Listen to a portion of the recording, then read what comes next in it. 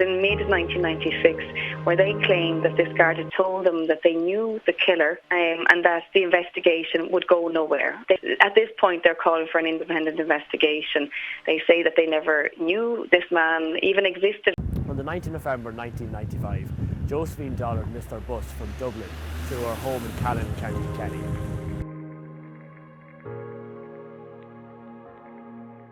This RTE News bulletin shows her sister Mary appealing for information the day after Jojo went missing. Jojo, I call her Jojo, we know her as Jojo. If she's out there, please phone us. We are worried, and please, we miss you, and we will give you a big hug. But please, if you're at all, please do. I caught up with TD John McGuinness in Leinster House and asked him how he got involved in the case. I know the family all my life. I was Mayor of Kilkenny in 1996, 97, and they approached me in that year and asked would I help them to highlight their case.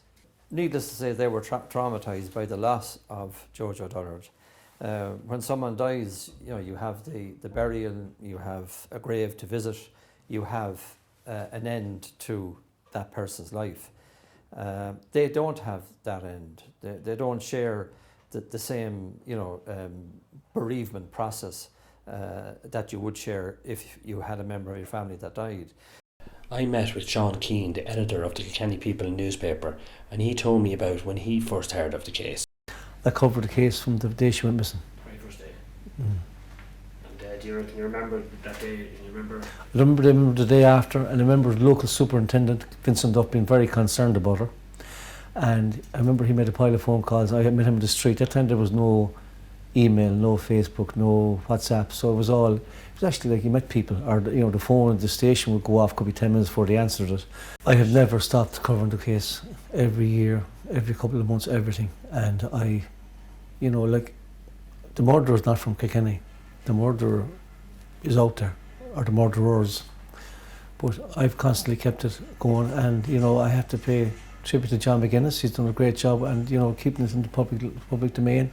I asked Mr. McGuinness what he thinks can be done going forward in the hunt to find Jojo. Use milk cartons, use leaflets.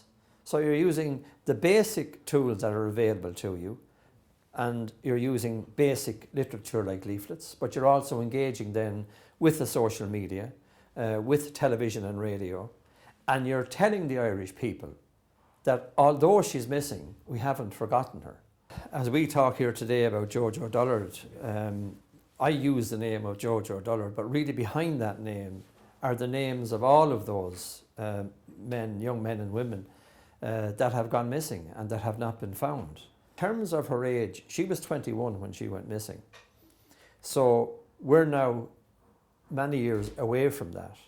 And the people who would know about what happened to Jojo Dullard, maybe at a time in their lives that they'd like to free their conscience of the information that they have. The Wicklow Mountains is one of the believed locations for Jojo's body. It's very hard to contemplate the idea that her body may lie here beneath the undergrowth. The family have been asking the same questions the last 23 years and haven't been getting any answers. It's about time they finally get the answers they rightly deserve.